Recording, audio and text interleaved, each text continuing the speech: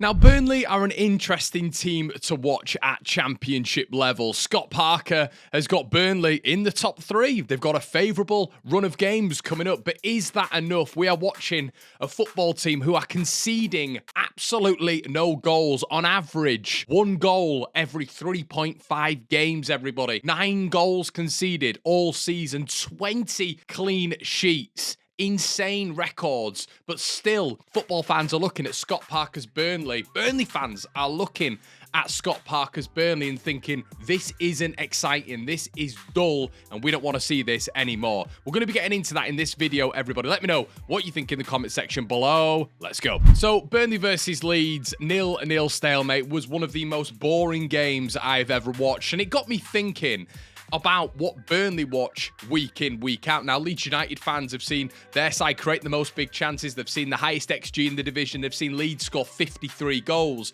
But I do look at Burnley, and obviously Leeds played their part, but I look at Burnley and think to myself, how do you watch that week in, week out? But the other side of the coin, everybody, and balancing this act is Burnley are extremely effective in what they do. And if you don't concede goals, you don't lose games. And that is backed up by the statistic of Burnley losing just 2 games all season. Now, I think the big thing about last night's game, if you guys are watching this, it might be a couple of days afterwards. But what was big about last night's game is it was 2 of the top teams in the division. And it was one of the worst adverts for championship football you've ever seen. Barely any shots on goal. I think in the second half, there was 1 shot on goal. The XG was definitely below 0.3 combined between the 2 teams, and it just screamed out that if these 2 teams go up into the Premier League, they're gonna have a problem. I think it was maybe more focused a little bit on Burnley, and we're gonna delve into why that is. And obviously when you look at Leeds, it's the amount of goals they've scored, but why are Burnley being so heavily criticised by the general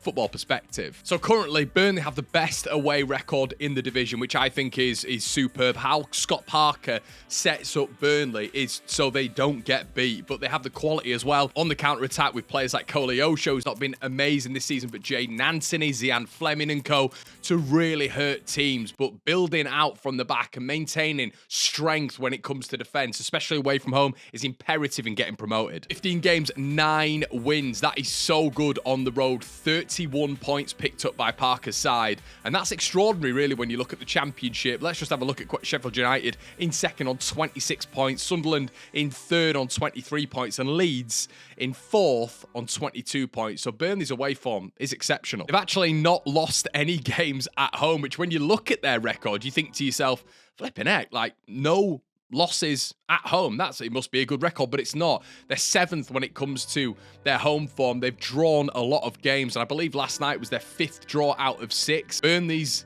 games at home are where they are faltering right now, and last night was almost indicative of it, because of away from home you can set up like that. You know, you can set up with your wingers almost going into a back 6, your keeper effectively making that up into a back 7. You've got the midfield players in Cullen who sits on the defender's toes as well, making it almost a back 8. And Burnley do this effectively. They get back into position so well. Their shape is fantastic, but at home Burnley fans and the general football fans will want to see Burnley go for it. Away from home, you can set up like that and almost set up to dominate the ball, but look to counter-attack, but be defensively strong.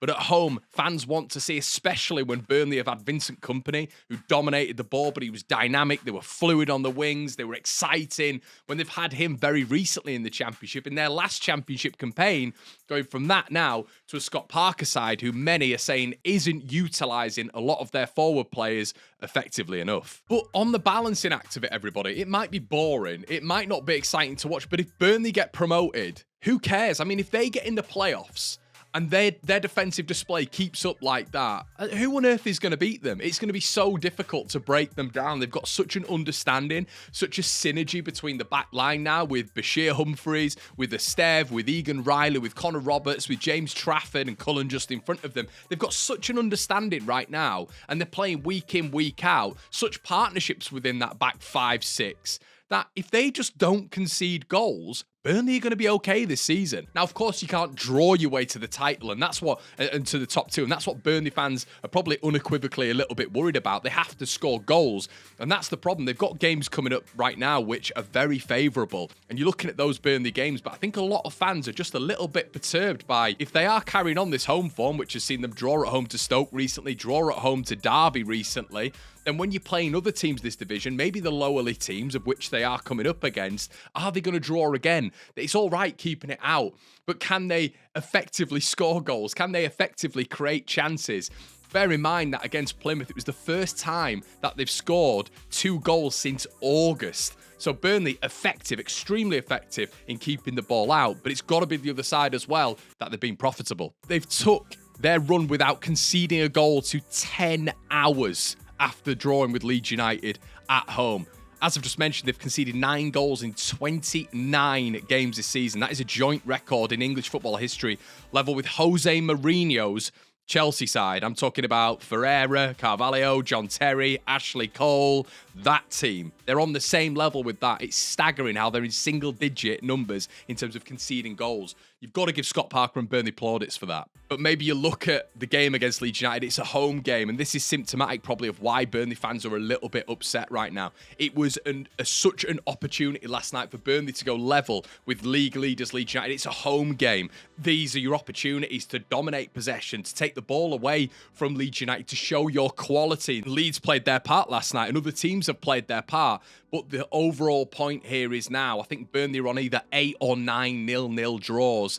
And I think the fans are getting a little bit sick of that on the balancing act in terms of them just going against teams at home and taking them out. But it's just not happening. And I guess Burnley fans as well very recently have been in the Premier League, you know, and it's been one of those interesting periods of which they were with Vincent Kompany, and Kompany didn't adapt his style for the Premier League. Obviously, he got his move to Bayern Munich, so it worked for him in an individualistic stance, but it didn't work for Burnley whatsoever. And as a team, they were open and they were vulnerable. But right now, it seems to have gone the complete opposite way. You look at last time they were in the Championship and how dangerous they were consistently. It's changed a little bit now to them being defensively so astute, but maybe it's affecting them on the other side. Currently, their goals per match is 1.2, which puts them in 12th in the division. Expected goals is 20th in the division. Their shots on target per match is 18th in the division. Their big chances created is 21st in the division. And another one here as well is the touches in the opposition box. Burnley are in 11th. But however, everybody, we compare that to their defensive record. 20 clean sheets is staggering. Goals conceded per match, 0.3.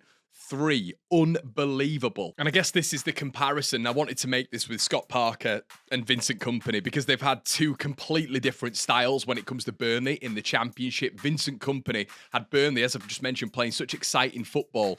They were top when it came to goals per match. They were getting 1.9 goals per game. They were also second in the division when it came to shots per match. Big chances, they were third in the division. Big chances missed, they were third in the division. XG, they were third in the division, of which obviously they're nowhere near right now. But even when you come to a defensive perspective, Burnley kept 21 clean sheets under Vincent Kompany, which was top of the division already under Scott Parker.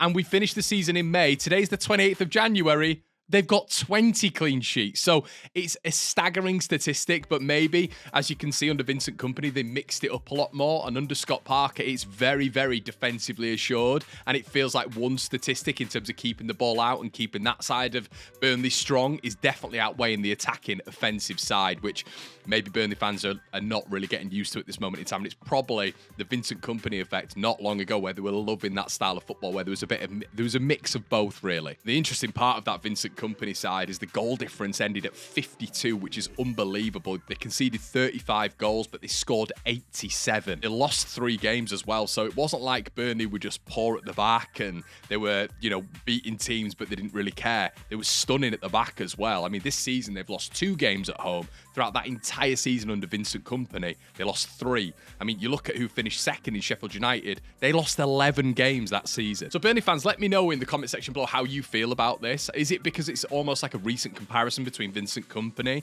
I think there's positives and I think there's negatives with this right now. I think with the division being that poor this season, you can probably draw your way to the title. However, there obviously has to be some wins in there. And they've played a lot of the top teams away from home as well, which I think is a really, really key statistics. I think they've played something like 7 of the top teams away from home already. We know their away form's very good, so I'm expecting for Burnley to pick a lot of points up away from home. But when you're looking at them against Oxford, when you're looking at them against Hull, Sheffield Wednesday, Luton Town, West Bromwich Albion, Bristol City, all coming up in their next sort of 10, 11 matches at home, what do you guys think? Do you think they're going to be able to get it over the line? Or is it just going to be draws, draws, draws? But if the other teams are dropping points with maybe more difficult fixtures, which I think teams in and around Burnley have, is that the kind of way to go and just keep yourself within the contention at the back end of the season? Because this could work for Burnley. But I guess the long-term view is maybe something of which Burnley fans are a little bit concerned about with Scott Parker in the Premier League. If they were to get up there, how does this transition? It's not really worked for Parker in the Premier League when it comes to that managerial stance, but is it just about getting Burnley back up there and then you can have that conversation then? Let me know in the comment section below. Like, comment, and subscribe. We've got more things coming, guys. I'll see you in a bit. Cheers.